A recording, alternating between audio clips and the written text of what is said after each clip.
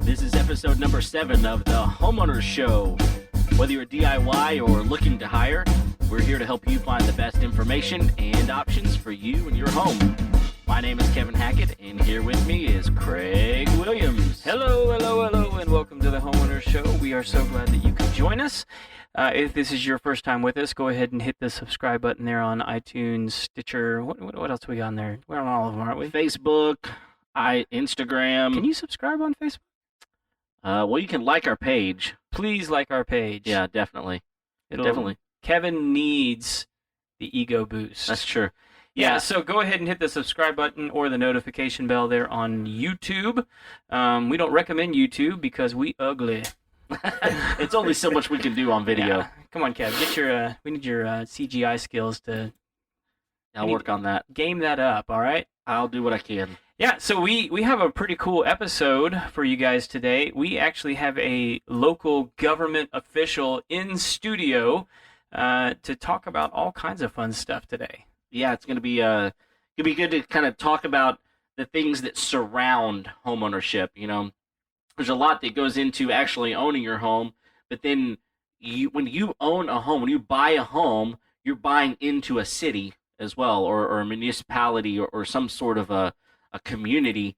And so we're going to kind of talk about what are some of the things surrounding that aspect of owning a home. Yeah, and that's an odd relationship for most people. I mean, because I think for most people, even though local government's just down the street, I mean, this feels like a very distant relationship. Like those people over there in that other country, and they've probably built a wall to keep me out so that I can't interact with them. Like, you know, but they're over there making the rules, and they're collecting my taxes, and they're probably not spending them right.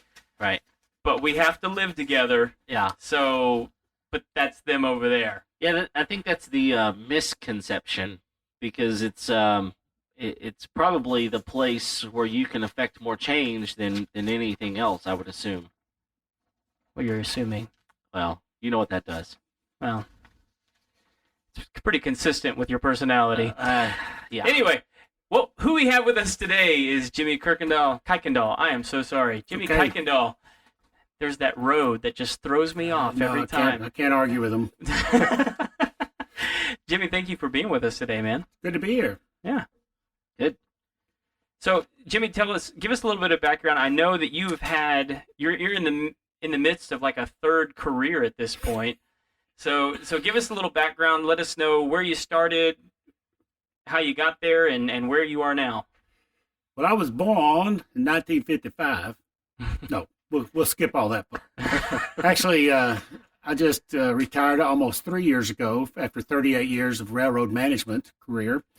Started out as a brakeman conductor in 1978. Went into management and finished up as head of HR and labor relations for a little railroad called the Port Terminal Railroad here in Houston. Excuse me. Before that, I was 29 years with Union Pacific.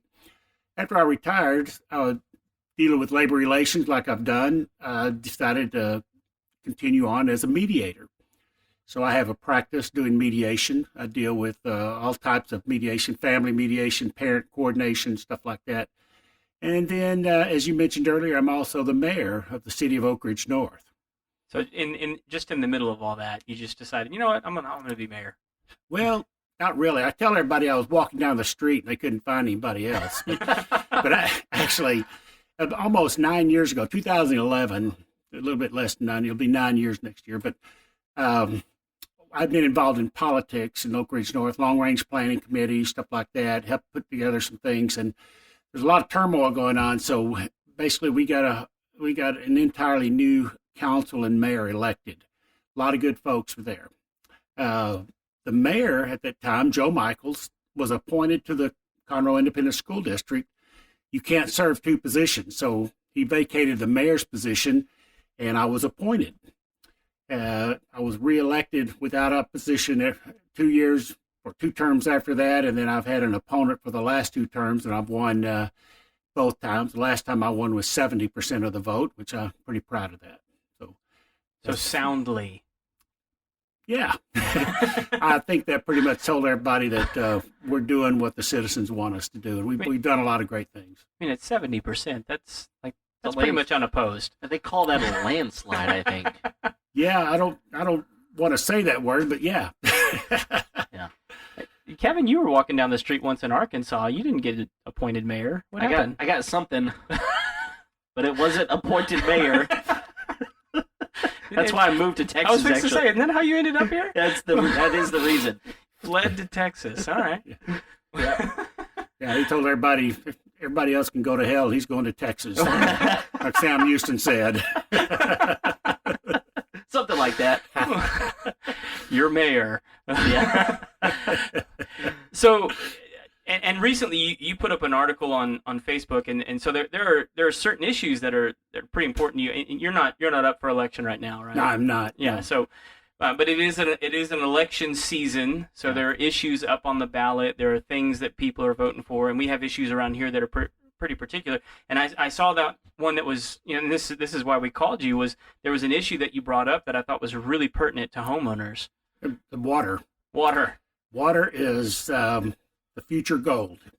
You have water rights. It's like having gold rights, mineral rights, because it's running in short supply. We're draining the aquifers at a record rate. Mm-hmm. Around here, the big issue is how much can we pump out of the aquifers here. We've had a program through the San Jacinto River Authority where we're converting to surface water. Mm-hmm. Oak Ridge North, for example, our mandate is to have at least 30% of our water come from the surface out of Lake Conroe here, for example. We're not drilling or not pumping from the wells. We have 3 wells in Oak Ridge North. We've since capped one because we can depend on surface water, and that well was old and it was not pumping very much. The Lone Star Groundwater Conservation District came up with a plan where they built a $500 million water treatment facility to treat the surface water out of Lake Conroe and to pump it to a lot of communities all around this area. The controversy now is whether that science was good or not when that contracts were made I think 8 years ago, something like that, right when I became mayor. I think I'd been in office 1 week when all this came up. So really, welcome to the town. Yeah, welcome here. But there's big lawsuits going on about it. There's a lot of people wanting to overturn it. The governor has changed the Lone Star Groundwater Conservation Board from an appointed position to a elected position. Okay. So all of those positions are coming up for election in just a couple of weeks. So who previously appointed those positions? The governor appointed them. Like the governor of Texas? The governor of Texas appointed those positions. So they had legislations passed in the last, almost 2 years ago now, that makes this an elected board by the citizens. For example, the city of Conroe has 2 positions. The Woodlands Township has 2, and then the rest of them kind of like at-large positions. The problem with that is that there's a lot of misinformation, and that's what I wrote about it in the article. The science they're using now is a little bit different than the science they had before. It's like expert witnesses. You can go anywhere you want to and get anybody to say anything you want them to say. Yeah. Especially if you pay them enough money. If you pay them enough money.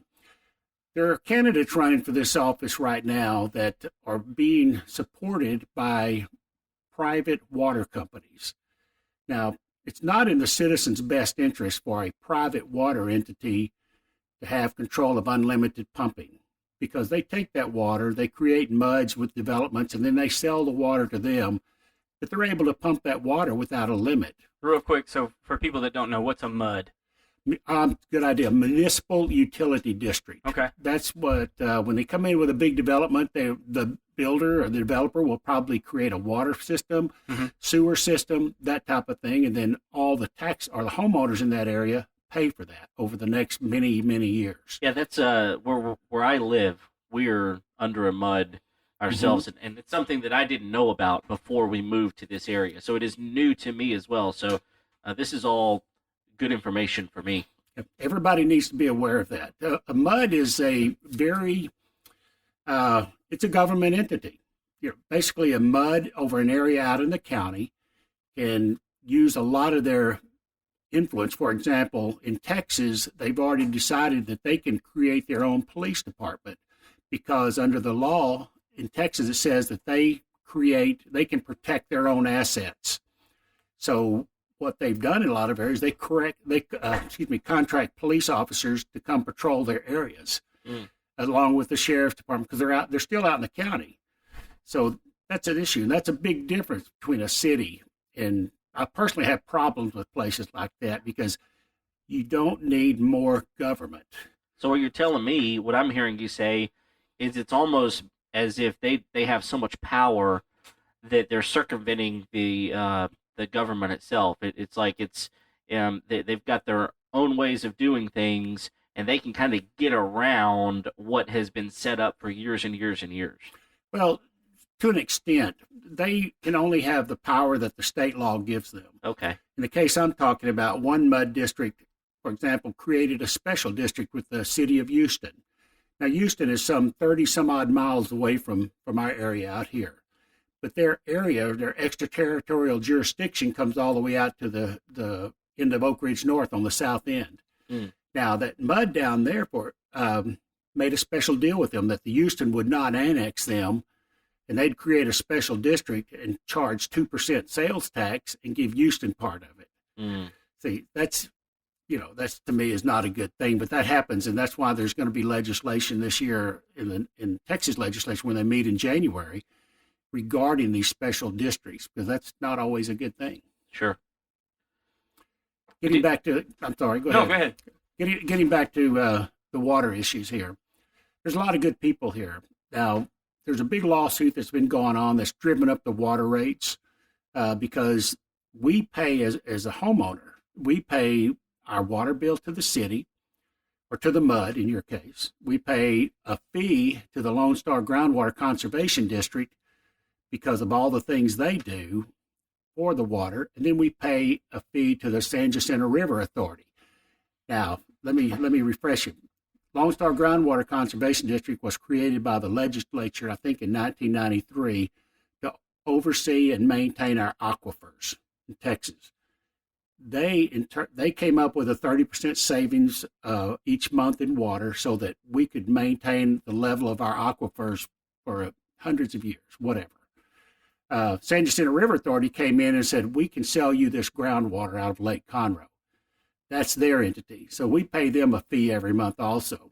That's made everybody's water bills go up. What the problem is here is that everybody's water bill is going to go up because water's not going to get any cheaper. Water's going to continue to get higher and higher as more and more people move because there's more and more use of water. We have problems with the lawsuit that's going on here between the city of Conroe that filed a lawsuit against the Lone Star Groundwater Conservation District, and then that all those legal fees piled up on taxpayers. So for the last 2 to 3 years, we've been paying a lot of money to the San Jacinto River Authority, Lone Star Groundwater Conservation District to pay for their lawyers, to fight the lawsuit that one of the entities that signed the contract is filed against them. It's a big mess, but it all comes down to this election coming up. And so are there specific provisions that are going to be in this election cycle about the San Jacinto River Authority and the conservation and all? Yes. All the boards on the Lone Star Groundwater Conservation District are up for election this time. All the candidates are running. I think there's a couple of people that were on the previous boards that are running. A lot of the other candidates that are really being pushed hard by an organization called RAW, or Restore Affordable Water is what it's called. They have pushed a slate of candidates, did mail-outs and all kinds of stuff, and they are backed by a private water company called Quadvest. Quadvest is a company that has, they have their own interest at heart, I'm sure, because they're a business. Sure. Now, I'm not saying their candidates are good or bad, but I want candidates who are willing to come in here and work on behalf of the citizens. I don't want them to come in here to reinvent the wheel. There's a lot of talk that these guys are going to come in and basically, let's just drop the lawsuit. Let the city of Conroe win. But that's not how this is going to work, because I believe that a lot of people in the state of Texas, other groundwater districts all around the state, are looking at what's happening here. If, for example, this contract, $500 million contract that we all signed years ago, If that's overturned, there's nothing to say that all these other water districts won't do the same thing, find some other type of science that they like, Mm-hmm. and then do the same thing. So this has got a ripple effect that I believe is probably going to be decided in the Texas Supreme Court one of these days. So it's real interesting. I know as we've got listeners listening to this show today, they're going, okay, I'm not into politics. I'm not into some of these sorts of things. But what you're saying is that all of this is affecting me as a homeowner, my bottom dollar, that my water bill is going to go up. And so it's not just a matter of me washing my dishes every day and taking a shower every day, but especially if you're the type of person who has an irrigation system and you're using a lot of water on your grass and these sorts of things, that month to month to month, I might see a certain percentage increase in my water bill because of all of these politic things that are happening. And so I guess the thing that I really kind of want to bring it back to here is, as a homeowner, this should be something that I'm concerned about. Exactly. Let me talk about how the water system works in a city. And I can only speak from our city that we live in. Water systems are self-sustaining. That's meant that the water and sewer systems need to be paid. They need to pay for themselves by the users that use the services. If you have a high water bill, it's because you used a lot of water. Sure, that makes sense. Yep. And I'm going to give you an actual example. I brought my water bill because it's a good example. In the month of September, or basically last part of August into September, I paid $233.08 for a water bill. That's a water. 1 month. 1 month. Wow. Now, the reason I did that is because I like to water my yard. I water my yard 3 times a week during that hot part of the year. I've got a great looking yard. That was my choice to do that. Right. Am I wasting water? No, but I'm paying for the water. I'm paying a premium for that water. This month, I turned off the sprinkler system, and the latest bill I've got was for $86.17. Now, that includes I only used 946 gallons of water that month. Now, it's just my wife and I there. I use the minimum amount of water that you get billed for, but then on top of that were fees for like the garbage, $30. Lone Star Groundwater Conservation District fee was 23 cents. A lot of people think that's just unbelievably bad, but 23 cents. But that's based upon the amount of gallons of water I used. The Lone Star the San Jacinto River Authority fee was $6.06. So again, based upon the amount of usage. Then, of course, the sales tax on that is $2.50.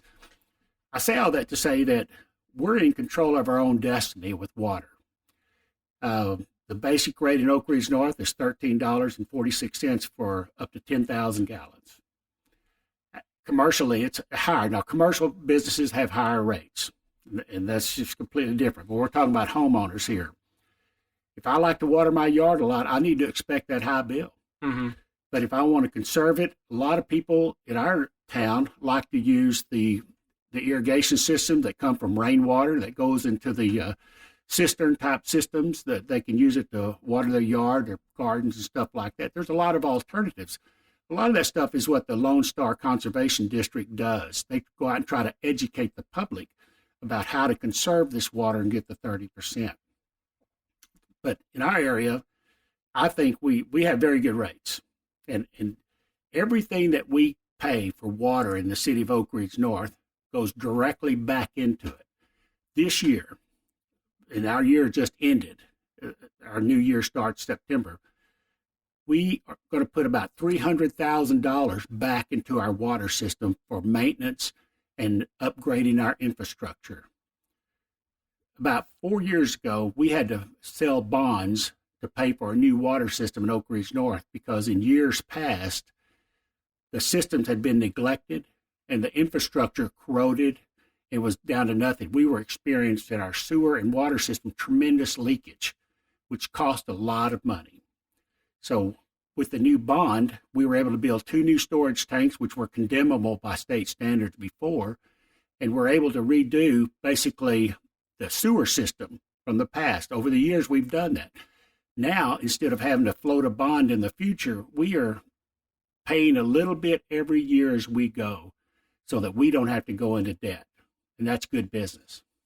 Well, that sounds good. And what I like about that is that you're doing everything to be responsible. And again, as a homeowner, it's important that I buy into a city, a municipality, a township, whatever, that is being responsible with their water and that they're fighting for the things that are in the best interest of me, the homeowner, and not just in the best interest of the water company who's trying to make money. Right. So that's really important. It is. And a lot of things, there's a lot of things that homeowners don't realize. You let your toilet leak. You flush your toilet and you hear that water kind of leaking out there after it stopped. You better call somebody. That little flapper in there that leaks, you let that go over a weekend and you could cost us several $100s. We've had a case where a woman did that. It leaked, was out of town, came back. I think she owed $800 as a water bill because that water continually dripped all the time. Same thing with pressure in your house. Get a pressure meter, put it on your faucet to see if your house has a leak in it. See if there's a water leak somewhere. These are things we can do. If there's a leak in your irrigation system, fix it. Yeah, we actually talked just last week, our episode number 6. We talked with Jim from JC's Leak Detection about this very issue. So it's real interesting that just an episode later, you're bringing up the very same issue. This is not something that is just a small thing that, we'll just let it go. It really does matter. Yeah, same thing. You got a leaky faucet. A little faucet, kind of a little stream coming out like that. That's money. That is actual money going down your drain. Yeah, and it's not just you either. I don't even think I even got to talk about this last episode, but like we actually had an issue where somebody on the property left a hose on, watering the horses, and got a notice from our water treatment plant saying, "Hey, you might have a leak. You might need to check this out." And it's because I'm not just costing me money; I'm costing them money because they noticed much more water coming out of the reservoir than usual, and I'm using it, and they can look at the water meter and tell exactly where it's coming from. Sure. So it's crucial for homeowners to be paying attention to this kind of stuff. Yeah. Same thing with swimming pools. Swimming pools, the sun evaporates, the water in your pool. I think Jim said it was like 1/8 of an inch every day. Every day. It's crazy. That is, and I have to fill mine up. Yeah. My girls are gone now. It's just my wife and I. Nobody uses it. I just go out there and throw money in it every month. So Jim, like, now that these positions are elected, I assume that there are opposing candidates for these positions. So in your mind, if the wrong person gets in this role, what could that do that's detrimental to the homeowner? Well, I think if the wrong person gets in the role, that it's not going to be immediate. Mm-hmm. For example, let's say that these new candidates came in there and they decided to drop this lawsuit. Well, meaning just let it go. Yeah, okay, we're going to do this. There's a possibility that the water rates could go really high because all these other entities in the state already have a vested interest in this about the outcome of it. I don't think it's easily done. I think people are going to have to work through this issue. Now, as a mediator, I've actually talked to both sides and tried to get them to come to the table, encourage them to come to the table, because these are things that can be worked out. The science of the past, the Lone Star Groundwater just did a 3-year study after the lawsuit was filed that basically shows that, okay, we can increase the amount of water being pumped out of the ground to like 100,000 acre feet per year, which is a lot of water. Right. I'm concerned that that's not being done. They refuse to settle things. That just goes on and on for whatever reason. But it's the taxpayers that are paying for it. This is not going to go away, and I think it's going to even cost more. There's an opportunity. I think the articles we read, that we wrote about, that talks about the possibility that water could go even higher. Yeah. Well, again, this is not this is not just like a local issue for us. I mean, like, water is crucial no matter where you live. Right. I'm trying to remember the big story from the Midwest up north that's the ongoing scandal with the. Do you remember that? Flint, Michigan, Flint, with Michigan, the corroded pipes where they had the lead pipes. That was something different That's an antiquated water system Right. that was not upgraded. Fortunately, we don't have that down here in our cities. We don't. Our system was upgraded. We're in the process every year putting more and more, replacing and upgrading more and more infrastructure so that we don't have that type of problem. That Right, but was if you get the wrong people in office who are going to neglect those systems or not pay attention to how they're run, I mean, you could in a very short period of time probably have similar issues if you don't have the right people there, right? but yeah, you could. I mean, all that stuff is possible, but hopefully there's enough eyes on everything now. And this is what I wanted to kind of tell your listeners about. We live in cities, in MUDs in your case. We have the most grassroots form of government in the world. The whole reason this country was founded was because people like us in a community banded together and said, we're going to have a city here, and then we're going to have a state. And the states got together, our colony got together, and we formed a country. It's Territory. Country. Territory. That's it. That's right. And in Texas' case, we formed an entire nation. That's right. A republic. We were a country first, y'all. That's right. So we, I tell everybody, people are like sheep sometimes. They just kind of follow blindly along. Sheeple is what a lot of people call them. They just kind of follow blindly along. Okay, well, I like this party. I like this stuff right here. I like these people. And it doesn't matter what they're doing. I'm just going to vote for them. And you might have to do that sometimes on a state and national level because you don't always know. But in a local community, all you have to do is go down the street to City Hall. We're next door neighbors. We live close to each other. We work by each other, and we know each other. So come down to City Hall and be involved. Listen to what's going on. Everything's posted by law. You know when things are happening. You know the decisions, stuff like that. That's the best thing that we can do to keep track of all this. So, in your mind, is it difficult to get a hold of the mayor of Oak Ridge? It is not. It is not. I have a card. I give everybody. I have a phone number they call. It's got a recorded line on it, but I answer the call. Most of the time, I get the emails. I've never failed to answer an email. Right. I've even gone to people's houses and talked to them.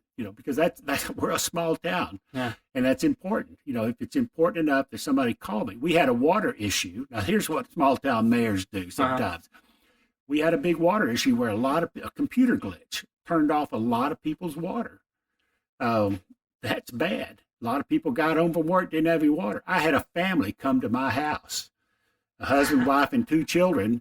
I was not home. My wife was there, and they said, our water's off. What do we do? And my wife said, I don't know. You come take a shower here. And they said, oh, no, we just want the mayor to know. Well, we got it fixed that night. I mean, we had them go turn everybody back on, that type of deal. And that's it. Things happen. Things happen. But you're able to get in touch with people. We're very responsive to the needs of the people in our city. Yeah. Well, so in a small city like Oak Ridge, it's actually not that small. It's 3,200 people. 3,200 people. But we're wrapped around us. I mean, we've got a $100,000 city, 100,000 person city right across the freeway from us. We've got a 70,000 city. I mean, we're completely surrounded. Yeah. So I mean, with 3,200 people, I mean, there's still a lot. It feels a lot bigger than 3,200 people for sure. Does, especially mobility issues, stuff like that. Yeah, it feels a lot bigger. And so, what are some of the issues that homeowners ought to be paying attention to more, being in a city like that? Well, a lot of things. City ordinances are important, and in Texas, it depends on what kind of city you're in. Okay. We're a general law city. That means the state of Texas dictates a lot of what we do and how we do things by law. We have to do ordinances on everything. What's an example of an ordinance that you guys have? An ordinance would be like cutting your grass. Okay. We can't tell you to cut your grass until it's 12 inches tall, according to the state regulations. A homeowners association, on the other hand, can make their own rules. Sure. As long as they're usually set up when it's developed, they can lower it levels, they can enforce it. A homeowners is a very powerful organization. Yeah. They're like a government entity as well. But they're only for one specific a purpose to make sure it's taken care of. A city is multifaceted. We regulate the speed limits. We regulate, if you want a speed bump because the traffic's too heavy there, it's people going too fast. everything that involves the lifestyle of a homeowner in a city pretty much involves the city. Potholes. We just resurfaced our city 3 years ago at a cost of over $1 million. Mm-hmm. That's a lot of money. But every street was scraped off, ground up, and relaid in new asphalt in it. But the older streets lasted us almost 20 years, so it's a big deal. Yeah. So not a bad investment. Not a bad No, investment. Yeah, not at all. Over the length of time, for sure.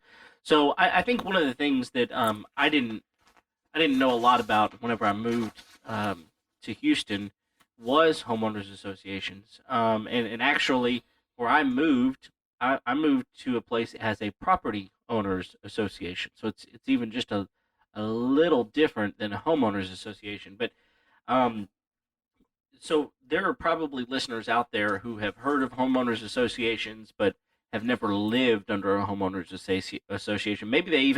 Um, maybe they even have considered buying into an HOA, but for whatever reason have decided not to. What types of things should I know as a homeowner related specifically to an HOA or, in my situation, a POA? Those organizations are there to protect your property values. That's their sole purpose in the world, is to make sure your property maintains or increases in value. Now, there's a lot of controversy about the appraisal district right now, whether or not they're appraising your houses too high and you pay too much taxes on it. But I've not found anybody yet that wouldn't take a lot more money for their house because it appraised more.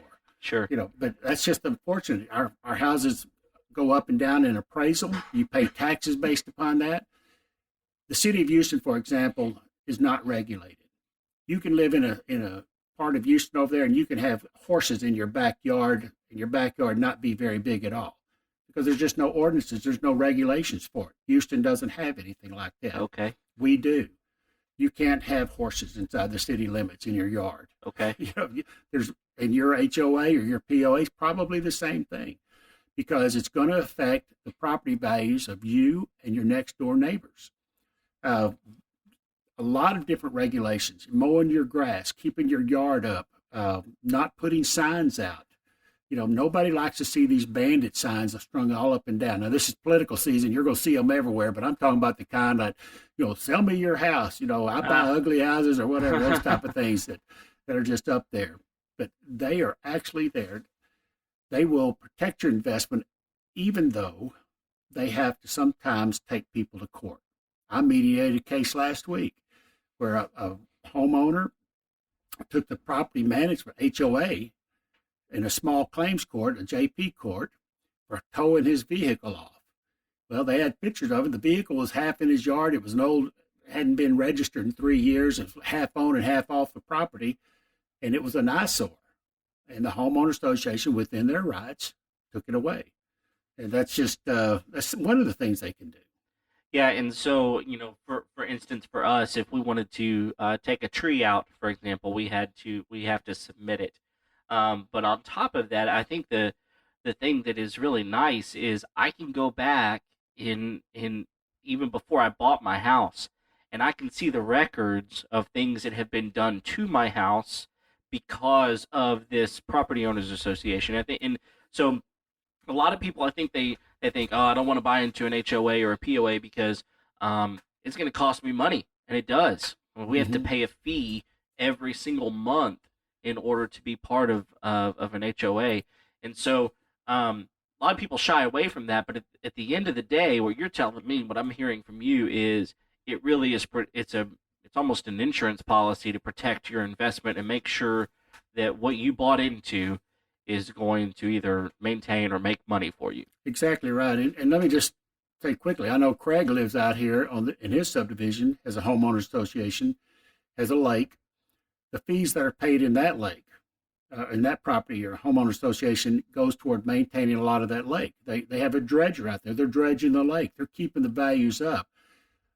It is a good operation, but like everything else, citizens have to be involved in it. You can get homeowner associations with people that self-serving individuals, stuff like that, can really not do well. So it's up to the people that live there, just like in the city, to go down the street, be involved in it, That way they know what's going on, and it promotes transparency. Yeah, I think that's important. And again, if you're involved in one of those types of things, an HOA, a POA, or you live in a city, then know what's going on. Be informed of what you have bought into, because it does affect you, and I think that's important. Yep. Yeah, I've got a couple of examples of fun HOA stories, and actually, you brought up the dredger. That was actually shut down. Did you hear about that? The Corps of Engineers. Guy got mad and tattled on us to the Army Corps of Engineers, and they came out and shut all the projects down. So, but like prime example in my mind is my parents live in an older community that actually allowed their HOA to lapse, and so it's no longer an actual entity. I mean, I guess technically they could restart it whenever they wanted to. But everything that's happened since the non-existence of the HOA would be grandfathered in, including the guy that bought the house down the street and then turned it into a chop shop, Right. And a drug den of some sort. So just a lovely establishment down there. And I think next door to your parents, there's actually a zoo. There is a zoo, yeah. A zoo. A literal operational zoo. A zoo. Yes, it is. It's a private zoo, but it's a zoo, yeah. I can go and take my kids and see this zoo. Actually, it's a great time of year to take them right now. They have the pumpkin patch. There you go. You can go pet a kangaroo and get yourself a pumpkin. That's crazy, though. Yeah, so when you don't have an HOA, that kind of stuff, if you don't mind living next to a zoo, I guess, then, may not be, HOAs may not be your bag. But like if you don't want to get attacked by a tiger, although they don't have, if you don't want to get eaten by a hyena, they have those now. Yep. Then, HOA might not be a bit. It just all matters It's what your whatever priorities you want. are. Yeah. Priorities. Yeah. So, Well, cool. Well, what else do we need to kind of ask Jim about here? yeah, so what are things that homeowners can most affect in their communities? I mean, like, say a homeowner comes to you and they want to talk to the mayor. Like, where are they actually going to have sway and influence to affect what's going on in their community? I mean, obviously they can vote, but I mean, beyond that, when they come to City Hall, how can they get involved? But we have really three good ways to get involved. First thing is come to the city council meetings. Okay. Come see what's going on. See the agenda that's posted by law 3 days before. And really quick, I mean, because I think a lot of people don't pay attention. What does a city council do? We manage the city. We have a city manager form of government. We have a city manager, Richard Durr, brand new on the job. Our other one retired. Richard maintains the day-to-day operation. We have, I think, 49 employees. 18 of those are police officers. We have public works department. We have administration. He takes care of the day-to-day decisions that happen in running a city. The city council oversees that. We set the direction, policy, things like that of the city. As the mayor, I don't vote. I vote if there's a tie. I think I voted 3 or 4 times in my tenure, and I really make a big deal out of it. You're like the vice president. Yeah, like, boy, I can't stand this power, this pressure on me to vote. But I'm kind of like the face of the city. I help with economic development. I talk to people. I'm the person the citizens can come talk to. And when they do come talk to me, I'm always encouraging them. If it's a problem, we try to resolve it one way or another. But if they can't get what they want, at least they know why. But we have 3 committees that we really push in the city. We have a community affairs committee that actually helps do things in the city. We have a 4th of July parade and a car show that's really successful. Then we have a fall festival that's also really successful. We had over 1,000 people come to our fall festival this past month. That community affairs puts on those type of events. They also have people that help our residents who can't help themselves. We have some folks that need repairs on their houses, stuff like that. We try to help them in that regard. So they do a lot of good volunteer things. Secondly, we have our Planning and Zoning Commission. Planning and Zoning Commission sets those ordinances we're talking about. We just finished up in the past few months the roof ordinance, specific kind of roof you have, the brick ordinance. So much masonry has to be built on houses because we want to maintain the high values of our houses. And so we don't want somebody to come in and be able to build something that's substandard, that type of thing. We have a city inspector, a code enforcement guy that goes out and looks at this type of stuff. Then the third thing we have is an economic development corporation where that actually go out and help promote getting businesses in our city. We collect a 2% sales tax from everything that's sold in our city. Part of that sales tax goes toward the Economic Development Corporation to help promote the city and to do things for the city. They do a lot of stuff with the park, things like that for our residents. So that's all good things. So we oversee all that stuff. Citizens, and when we just had a vacancy on the city council. One of our council women had to step down because her family business had increased so much. So we appointed another lady to fill that position on council. We appoint people who are serving on those committees. Because you come in and you start serving on those committees, you get to know the people, you get to know everything that's going on.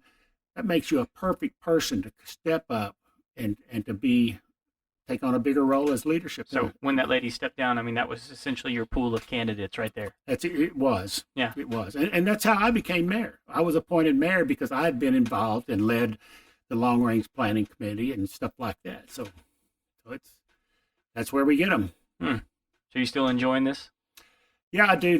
I'll make an official announcement now. This is my last term. You know, basically. You heard it here first. That's right. Was this announced here first?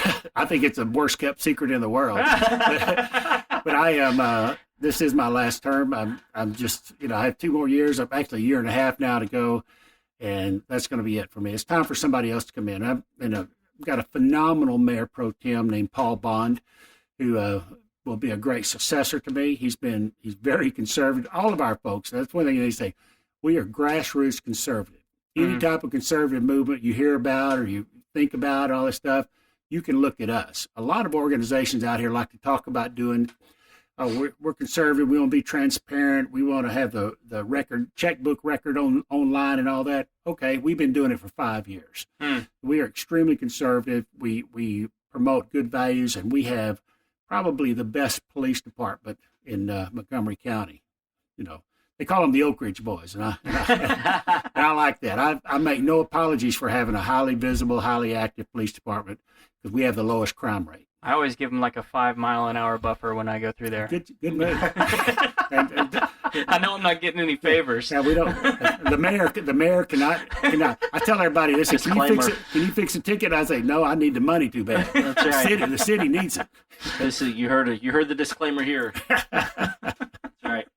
So when you do in your last term, how long will you have served? I will have served 9 years, almost 10 years. Wow. Yeah. That's awesome. Maybe one of the longest serving mayors there. I'm not sure. Most people are worn out or they get wise long before that. I don't know. I don't know what happened to me. I'm tired just talking to you, man. That's right. It's a great job. When it's good, it's really good. But when it's bad, man, it's bad all over. Yeah. Well, cool. Well, is there anything else that we haven't touched on that you feel like is important for us to know?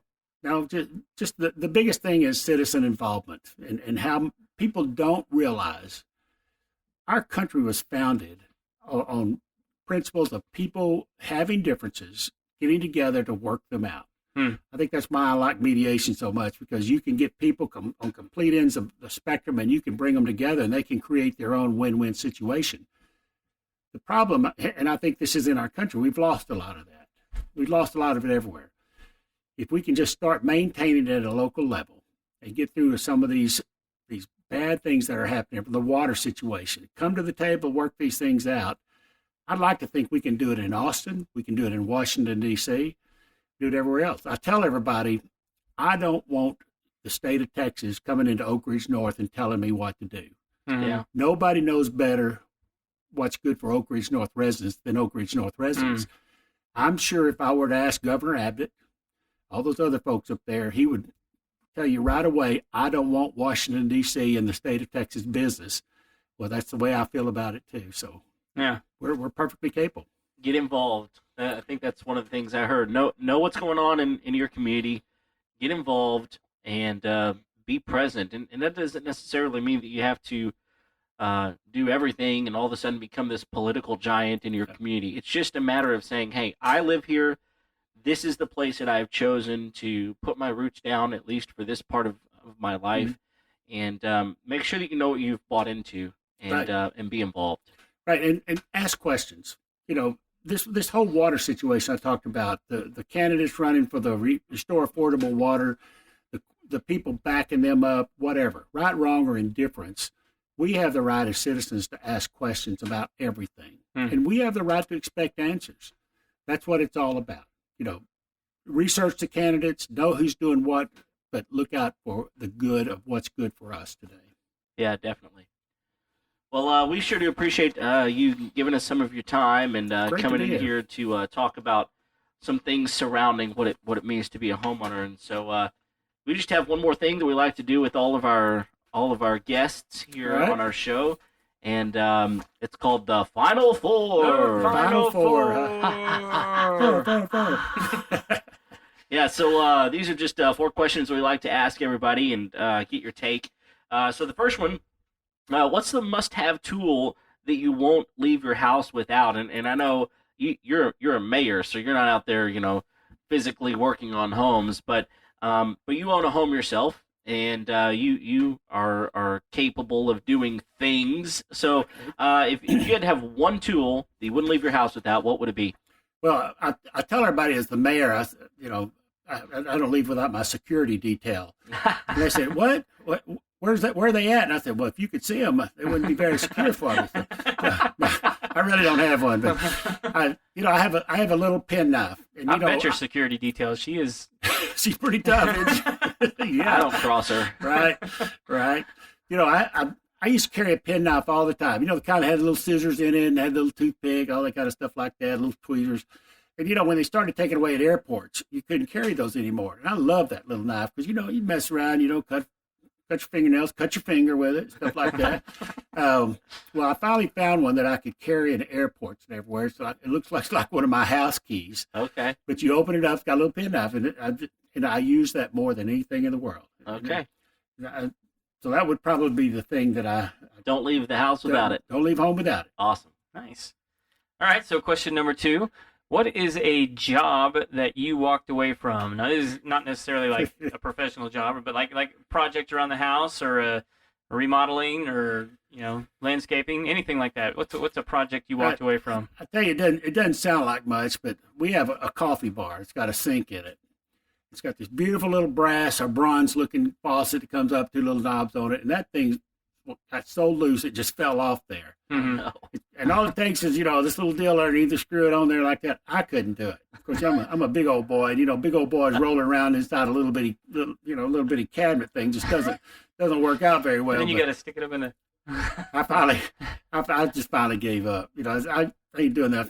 Fortunately, my son-in-law, Nathan, was there. And of course, he's a long, tall, skinny drink of water. He curled his way back up there and got it. Now it's perfect. But I definitely walked away from it. Yeah, sometimes you just get into stuff and you're going, I'm not what- cut out for this. What am I doing here? That's Now am I right. going to get up off this floor? Is Yeah. the technical term there for shimmy? Did he shimmy up there? I don't know. It looks like a squirrely thing. He squirreled around in there, but it's almost like his whole upper body was up underneath that little cabinet in there. Video evidence would have been even better. Yeah. You're right. Well, so one of the things we like to ask everybody too is, how do you wind down at the end of a long day? We just feel like that, we all have things that we go through in our lives, and if we don't ever find a way to kind of decompress and take the stress level down a notch, that we're going to wind up blowing up someday, and someone's going to be the brunt end of that, and so we think that it's important to find a healthy way to wind down at the end of a long day. So how do you do that? When I first retired, and this kind of leads into what I do now, is it seemed like I became a Netflix addict. I watched all these series of Netflix, one after the other, Longmire and all this stuff like that, because it was just like freeing your mind, just vegging out. And so JJ and I watch TV in the evening times together. That's something we do together. We'll eat dinner, and then we'll watch TV. Now, granted, they're all her shows, and she'll end up going to bed early, 9:00, some take a shower and go to bed, and she watches Andy Griffith all. And I get to finally watch my show. So I get, she lives in Mayberry. There you go. She lives in Mayberry. All right. Very cool. I like the cops in Mayberry way better than Oak Ridge. Oh, yeah. Super Barney accessible. will get you though. Barney will get you. As long as he doesn't have to shoot you. Yeah, right. All right, so last question. What is one of the best pieces of wisdom someone has ever given you? Well, when we talked about that, I thought about it, and I tell you, it's about work. It's about work and family. And when I became a manager a long time ago, the guy who was my mentor told me, he said, "Listen," he said, "this company will let you work all of your off days. They'll let you work as long as you want to every day. They'll let you work all your vacation you want to, and they'll never say anything about it. No problem. So if you don't take time for yourself, if you don't take your time, then it's bad. You have to take time for yourself." And along those same lines, in the same discussion, he talks about, at best, the job you do is fourth. It should be fourth in your life at best. God's first, your family second, you yourself are third, and then after that comes your work. And you don't need to get those confused. And I think too many times today we get them confused, because there's a lot of things that happen around the house as a homeowner, as a parent, as a spouse, husband, wife, whatever, that could really make a difference with. And it's so much easier to make decisions for your home and your family when you've set your priorities in line. I mean, even if you completely reverse those, it'd still be easier to make decisions. But I mean, like just having those laid out and say, this is what's most important, and then that's what's next, and that's what's next. So like when it comes time to make decisions and important shifts and moves in your family and your life and your career, it's easier to make those decisions because you've already decided what's more important. Yeah, what you do for a living is what you do. It's not who you are. Oh, you're going to get me started here. So, you're exactly right. Don't get me started on this. I know exactly right. who you are. No, you don't. That's a good thing. So, Jimmy, if people have questions or they want to get a hold of you, I know we don't want to give out the mayor's cell phone number or anything like that. Thank you. But but there may even be other mayors out there who might be struggling, have questions. They want to have like a network of mayors, or someone needs mediation or just some advice. Where can they get a hold of you? Well, I have a website. It's actually my mediation website. It's jkmediation.com. Okay. And that's probably best with that. Has my contact information on there, address, stuff like that. They can email you and all that kind of stuff. Email me, stuff like that. I'd be glad to talk to anybody that wants to. Awesome. We'll put that up on the show notes so people can get a hold of you. And this has been cool. Yeah, well, I've learned a lot. I appreciate you coming on and taking the time. Thanks for to do having this. me. I mean, we talked about water. We named dropped Governor Abbott. That's right. That's right. So, anything else we need to cover? Oh, you know what? We do have some stuff. If you want to follow us, you can find us on Facebook, Instagram, at homeownershow.com. You can subscribe to the show on iTunes. What else do we got there? We got Instagram. Go to Homeowner Show on Instagram. And, if there's ever a time whenever you've got a question or you've got an idea for a show, maybe you've even got a person that you think would be good for us to interview, send us a message, info@homeownershow.com. We will get that and respond to you and take all those things into consideration for sure. Yeah, and while you're there, you can buy one of these swanky T-shirts. Absolutely. Yeah, it's super comfy. Yeah. Yeah, I had some hipsters eyeing it the other day. Uh-oh. Yeah, it was that cool. Yeah, awesome. So I didn't tell them it was brand new. They didn't know. They didn't know. Well, cool. Don't forget to subscribe, and thanks for taking the time out of your day to listen to our show. And as always, make sure that if you've got any questions, you send us a message. But until then, we hope you have a great week, and we will see you next week on Tuesday. See ya.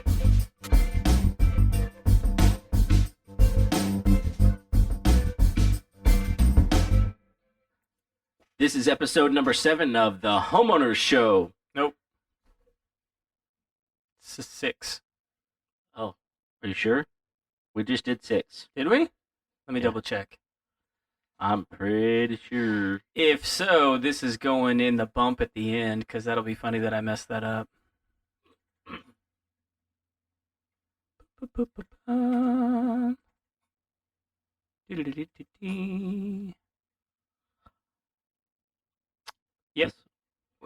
This will be one more So- instance where I'm right, he's wrong. Keep it track. Or One time, Kevin.